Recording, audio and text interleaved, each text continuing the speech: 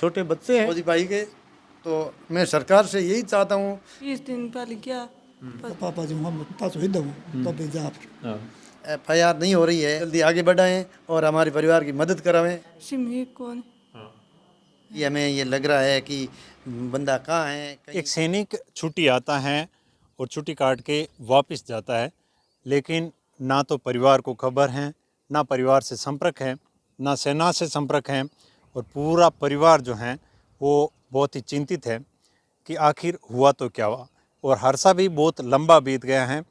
1 तारीख के बाद में आज 21 तारीख होने को आई है, लेकिन परिवार से जो संपर्क टूटा है, सेना से संपर्क टूटा है, आखिर क्या वजह रही, ये दर्द जानने के लिए मैं उस परिवार के बीच में आया हूँ। आपसे निवेदन करता हूँ कि इस वीडियो को शेयर करें ताकि एक फौजी भाई को ढूंढा जा सके, बचाया जा सके और परिवार से मिलाया जा सके। तो आइए पूरी जानकारी हासिल करते हैं, आखिर क्या ये वजह रही कि। तो देदाराम जी का परिवार है, उनके बीच में हम आए हैं और जैसे ही सूचना मिली थी तो फर्स्ट में जो कार्रवाई कर रहे हैं पूरी उनको ढूंढने का, पता लगाने का, वो है हमारे साथ। नमस्कार जी।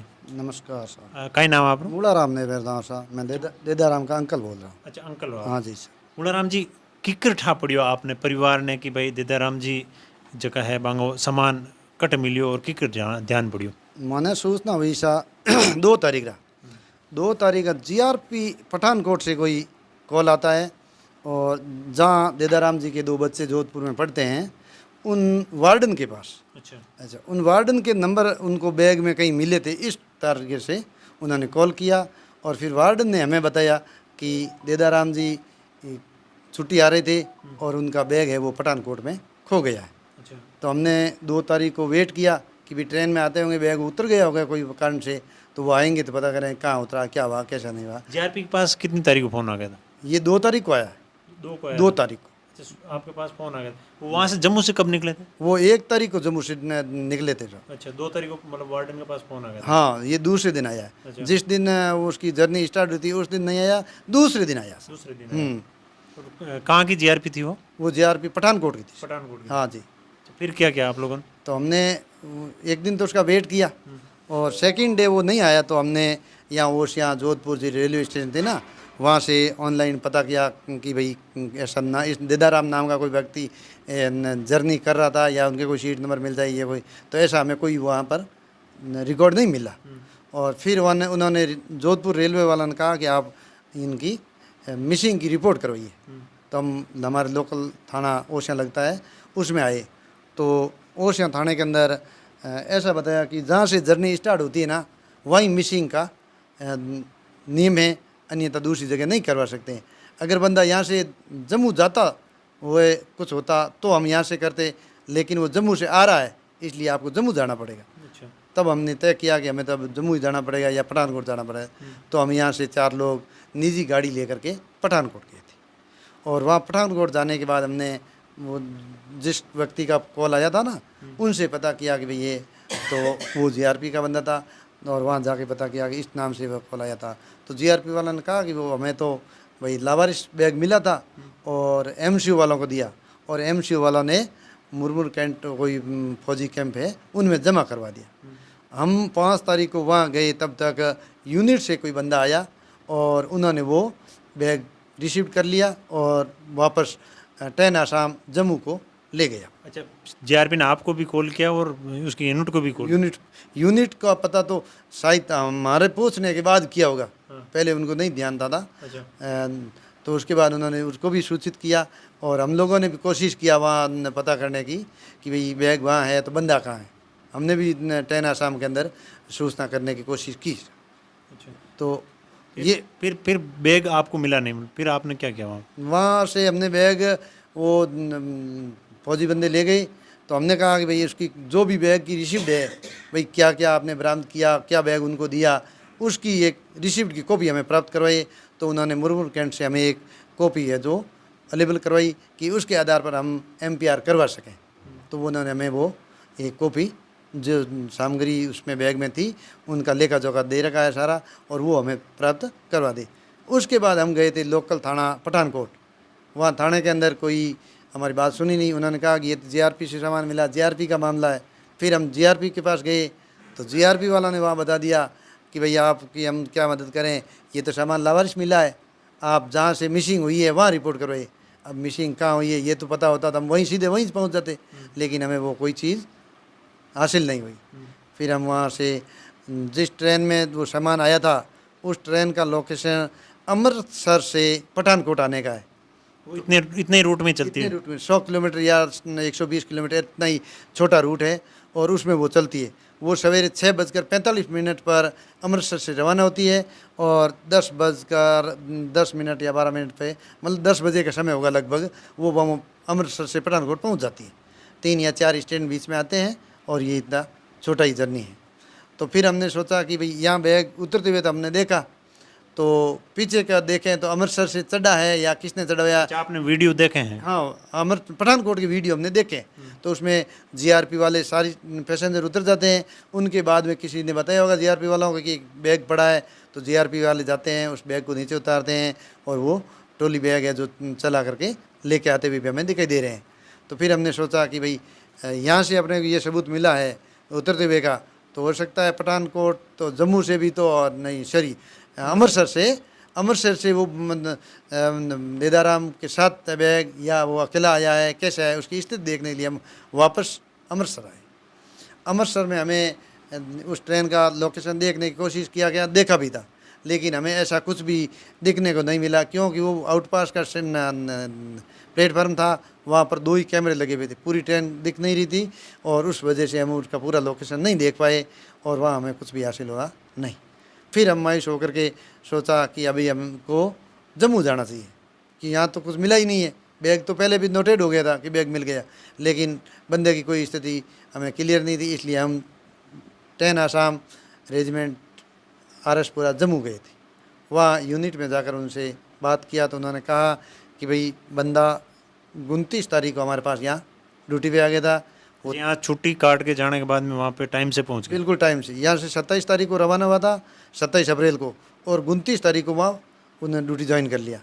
फिर 30 तारीख को वहीं रहा और 1 तारीख को उनको पोस्टिंग दे दिया था आसाम में, 4 कोर आसाम गुवाहाटी तेजपुर जगह के नाम से। तो वो वहाँ के लिए उनको जर्नी मूवमेंट ऑर्डर सहित उनको रवाना कर दिया था। लेकिन आपका छुट्टी काट के जाने के बाद परिवार का कोई संपर्क? हमारा उससे संपर्क नहीं हो रहा है। घर से निकलने के बाद कोई किसी प्रकार का वाद विवाद हमसे हुआ ही नहीं, न तो कोई फ़ोन आया और न कोई फ़ोन करने बाद में 2 तारीख कोई नाराज़गी थी परिवार से? क्या किसी वजह? प्रकार की नाराज़गी नहीं थी। अब जब छुट्टी आया था 29 मार्च को, और 30 मार्च को उनके 2 छोटे भाइयों की और 3 बड़े भाई की लड़कियों की शादी थी। तो उस शादी में बड़े भाई की एक लड़की को भी उन्होंने अपने घर के अंदर विवाह रचा था और सब हंसी खुशी से प्रोग्राम हुआ। और जब तक वो 27 तारीख को यहाँ से घर से निकला तब तक भी कोई किसी प्रकार का घर में मतलब मतभेद नहीं था। वो आराम से गए, घर से गाड़ी लेकर के गए थे और गाड़ी वाला भी 5:15 पे जोधपुर रेलवे स्टेशन उसको छोड़ करके वापस आया था। यहाँ तक मैं उसकी, आप जब जम्मू गए तो उनकी यूनिट में गए तो यूनिट वालों ने क्या बोला? यूनिट वाला ने यही बताया कि हमने तो भाई उनको बंदे को 6 दिन की जर्नी पीरियड प्लस उसकी 4 जर्नी, इस तरह से 10 दिन का उसको टाइम दिया है कि वो तेज़पुर के लिए उसकी पोस्ट है वहाँ, और 4 कोर तेज़पुर वहाँ उसको ज्वाइनिंग करना है। तो यहाँ से तो बंदा आउट हो गया है और हम इसके लिए जब तक हमारा मूवमेंट ऑर्डर है और वो बंदा वहाँ मूवमेंट ऑर्डर के दरमियान नहीं पहुँचता है तो फिर हम आगे की कार्रवाई करेंगे, लेकिन आप सिविल एफआईआर करवा सकते हो, ये उन्होंने जवाब दिया साहब। फिर आपने एफआईआर कहाँ से करवाई? हम, और उन्होंने ये भी कहा कि हमारा जो 10 आसाम का एरिया पड़ता है ना नारसपुरा, इसका थाना है मिराज शाह, तो हम वहाँ से आपके इसकी एमपीआर करवा दो। तो एमपीआर के लिए हम मिराज शाह थाने पहुँचे, वहाँ उन स्टाफ से बात किया तो उन्होंने हमारे से एक एप्लीकेशन भी लिखवाया और एक फ़ोटो भी देने को कहा, तो हमने फ़ोटो भी अवेलेबल करवाया।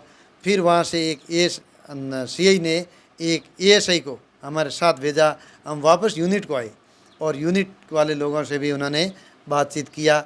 बातचीत करने के बाद फिर वापस हम मिराज शाह थाने पहुँचे। फिर उन्होंने सीआई साहब ने कहा कि बंदा रेलवे स्टेशन पहुँच गया है तो इसलिए हमारी जवाबदारी ख़त्म हो जाती है, ये जीआरपी वालों की जिम्मेवारी है, आप मिसिंग जीआरपी में करवाइए। और उन्होंने हमने कहा कि हम जीआरपी वाले तो हमारा कब मानेंगे या कब नहीं करेंगे, हम आपसे कुछ मदद चाहते हैं। तो मदद के लिए उन्होंने जीआरपी वाले ये कोई एएसआई को कॉल भी किया था, राकेश नाम का कोई व्यक्ति था, उसको कॉल भी किया और वो बंदा हमें वहाँ पर मिला भी था। तो फिर राकेश जी को हम जाके राकेश जी से मिले जीआरपी में, तो उन्होंने हमारी मदद की और रेलवे के जो फुटेज थे वो हमें दिखाने के प्रयास किए। तो वो फुटेज में आप लोगों ने देखा ट्रेन में बैठे कि नहीं बैठे, ऐसा कुछ मिला? हाँ यस, हमने देखे साहब। उन्होंने यूनिट से कहा कि यहाँ से 1:05 पे बंदा गेट आउट होता है, गेट से बाहर जाता है। और उस समय सरकारी गाड़ी नहीं थी, कोई निजी वाहन से वो रेलवे स्टेशन पहुँचता है। और ठीक 1:15 पे वो 10 मिनट का रास्ता था, 15 मिनट पे वहाँ वो छोड़ देता है। और 1:20 पे वो कुली के साथ में मेरा भतीज, उसके कंधों में बैग है अपना, और कुली के सिर पर एक बक्सा है लोहे का जिस पर एड्रेस प्रूफ है, और एक ट्रॉली बैग जो भी कुली के बक्से के ऊपर रखा हुआ है। ये दोनों साथ साथ रेलवे प्लेटफार्म पे जाते हैं और रेलवे प्लेटफार्म पर जाने के बाद में बक्सा कुली नीचे रख देता है और कुछ अवरोध आने की वजह से हम नहीं देख पाते हैं। फिर वो वापस कैमरे के सामने आते हैं तो फौजी का बक्सा थैला है वो फौजी के पास में ही है, लेकिन कुली के पास केवल वो ट्रॉली बैग है। वो दोनों आते हैं और जनरल डिब्बा जो प्लेटफार्म 1 पे लगी हुई ट्रेन है, तो जनरल डिब्बे के अंदर वो बैठते हैं। और उन्होंने बताया कि गार्ड के पास वाला डब्बा, ये हमें जानकारी नहीं है, लेकिन वहाँ जो जीआरपी वाला ने कहा कि ये 1 नंबर। मतलब आप ये मानते हो कि जम्मू से तो वो निकले हैं? हाँ, वो जर्नी स्टार्ट हो रही है वहाँ से फुटेज के अनुसार। तो वो वहाँ बैठ जाता है। ट्रेन जा कहाँ रही थी जिसमें बैठे? ये ट्रेन बता रहे थे कि टाटा झारखंड एक्सप्रेस जो कोई दिल्ली होते हुए झारखंड को जाती है, ऐसा बता रही थी। अच्छा। और वो ट्रेन कुली फिर वो बक्सा लेने के लिए जाता है और बक्सा लेके भी वो आ जाता है। ये करीब 1:30 और 35 के बीच का जो मैं कह रहा हूँ वीडियो था। और फिर वो ट्रेन 2:20 पे वो वहाँ से रवाना हो जाती है। तब तक तो हमें वीडियो देखा हमने कहा आप कुछ हमें फ़ोटो वोटो लेने को दें, तो उन्होंने मना कर दिया कि आप फ़ोटो नहीं ले सकते हो, और अगर आवश्यकता होगी तो हम आपको फ़ोटो दे देंगे। और एक बंदे ने फ़ोटो भी खींचे थे, तो हमें क्या पता कि वो हमें अवेलेबल करवाएगा, लेकिन ऐसा हमें कुछ नहीं दिया गया। फिर हम वापस जीआरपी थाना आए, तो रात का समय था, जीआरपी के अंदर लाइटें नहीं थी, जीआरपी थाना बिल्कुल अंधेरे में था। रेलवे स्टेशन में लाइटें थी लेकिन जीआरपी में कोई वो नहीं था। और हम गए तो वहाँ के थानेदार साहब जो सीआई साहब थे वो मौजूद थे, और उन सिपाही ने हमारे साथ जो चला उन्होंने पूरी बात उनको बताई। तो फिर उन्होंने कहा कि अगर बंदा सही तरीके से जर्नी कर रहा है तो अपना यहाँ कोई मिसिंग का रोल नहीं है और आप अगले स्टेशन पर देखें। ऐसा करके उन्होंने हमारा मतलब एफआईआर यहाँ तक हुई नहीं? हुई नहीं। और उस दरमियान हमारे जो लोग गए थे 4 लोग, उनमें से किसी का फ़ोन नहीं चल रहा था। हम जम्मू की सिमें नहीं थी इसलिए सारे फ़ोन तो बंद थे, तो हम अन्य किसी लोगों से भी संपर्क नहीं कर पा रहे थे। तो हमने समझा कि भाई अब किससे मदद लें, आगे की कार्रवाई कैसे करें। एफआईआर नहीं हो रही है तो हमें अन्य स्टेशन पर कौन तवज्जो देगा। तो इस वजह से हम मायूस होकर के वापस वहाँ से गाँव। एफआईआर कहाँ से कराई आपने अभी? हमने जब तक उसकी जर्नी थी 12 तारीख तक, तब तक तो हमने वेट किया। हो सकता है बंदा कहीं बीच में है, वो जर्नी दरमियान आप सीधा जा रहा होगा यूनिट में। वहाँ पता करने पर पता चला कि वो तो वहाँ भी नहीं पहुँचा है, फोरकोर आसाम में वहीं भी नहीं पहुँचा है। तो हमने 15 तारीख को ओसियां थाने के अंदर एफआईआर करवाई है मिसिंग की। और उसके बाद जो दोस्तों एक चीज़ बड़ी पेचीदी जो है, जिस हिसाब से ये घटना किसी के साथ घटित हो सकती है, लेकिन जो पुलिस के एफआईआर का जो रवैया है ये ज़रूर इस प्रकार का कानून होना चाहिए। जोधपुर के ये लोग हैं, जोधपुर से जम्मू गए, पठानकोट गए, अमृतसर गए, लेकिन वहाँ तक एफआईआर दर्ज नहीं होती है, वापस आते हैं। गुमशुदगी दर्ज नहीं होना भी अपने आप में एक मतलब बहुत बड़ा दर्द होता है, जिस परिवार का कोई भी व्यक्ति इस प्रकार लॉस हो जाता है। यहाँ पर एफआईआर दर्ज कराने के बाद में और कोई आप लोगों को वीडियो फुटेज या इस प्रकार की कोई मदद मिली है? अभी तक कोई मेरे को मदद नहीं मिली क्या है। अंदेशा है आप लोगों को, क्या हो सकता है? हमें तो सब क्या बता कि उसको किस प्रकार से माइंडली डिस्टर्ब हो सकता है। पहले तो कोई था नहीं, अब उसको सब्र का मामला। एक बैग मिला है, 3 आइटम थे उनके पास। उसमें एक बक्सा और एक अपना जो पीठ वाला बैग है, वो 2 चीज़ और एक बंदा, ये तीनों ही चीज़ कहीं से भी बरामद नहीं हो रही है, कोई सूचना कहीं से नहीं आ रही है। इसलिए हमें ये लग रहा है कि बंदा कहाँ है, कहीं कोई सिविलियन के या कहीं और कोई घटना हुई है। वो हमें तो घर वाले हैं तो बहुत सारे के तर्क आते हैं कि क्या हो गया होगा। आपने वीडियो देखा था, उसमें बक्से वगैरह जिस बोगी में वो बैठे हैं उसी में रखा है या बिल्कुल उसी में रखे थे। उसी में रखा? हाँ, बक्सा बाद में कुली लाता है, बक्सा उसी रखता है, वो ला के देता है। अंदर मेरे को वो भाई साहब तो नहीं दिखते हैं, लेकिन वो नीचे ही खड़ा रहता है और उसको बक्से को सामने वाला पकड़ के लेता है। तो इसलिए तो वो फौजी साहब ही लेंगे, दूसरा तो किसको पता कि मैं मेरा बक्सा ले लूँ। हाँ, अब आप सभी से निवेदन है, वीडियो शेयर जरूर करें ताकि इनका फ़ोटो जो है आप देख रहे हैं साइड में, ये जो लापता हैं ये फौजी हैं। अब आप सरकार से क्या मदद चाहते हैं? हम ये चाहते हैं कि आप कार्रवाई में थोड़ी तीव्रता लाएं, हमारी मदद करें। परिवार बहुत दुखी है और छोटे बच्चे हैं मेरे फौजी भाई के। तो मैं सरकार से यही चाहता हूँ कि इस फाइल को जल्दी से जल्दी आगे बढ़ाएं और हमारे परिवार की मदद कराएं, यही आशा करता हूँ। बहुत दुख है क्योंकि परिवार का एक सदस्य जिसका ना तो कोई पता है, ना कहाँ है कहाँ नहीं है, छोटे छोटे बच्चे हैं जिनको मैं बच्चों को पढ़ाऊँगा, बड़े होके ये कामयाब होंगे, इस लक्ष्य से हॉस्टल में डाला हुआ था। और आज परिवार को लगभग 20 दिन हो गए हैं, कोई भी खबर नहीं है, ना सेना को खबर है, ना परिवार को खबर है, ना कोई और सबूत मिला है। बहुत ही चिंतनीय विषय है। इसलिए आपसे निवेदन है कि आप लोग भी ये वीडियो शेयर करें और जितने भी डिपार्टमेंट इससे लिंक हैं उनको भी त्वरित कार्रवाई करनी चाहिए। और रेलवे को भी जो है इस प्रकार की फुटेज अवेलेबल करानी चाहिए। जो ट्रेन है, जिस ट्रेन का इस प्रकार उनकी जर्नी शुरू हुई थी, उस जर्नी शुरू से एंड तक का फुटेज जो है अवेलेबल कराना चाहिए ताकि इस परिवार को कम से कम ये तो पता लगे कि आखिर बैग एक ट्रेन, चलती हुई ट्रेन से उतर के दूसरी ट्रेन में बैग कैसे गया, और बैग गया तो बाकी बैग और बैग का मालिक कहाँ गया।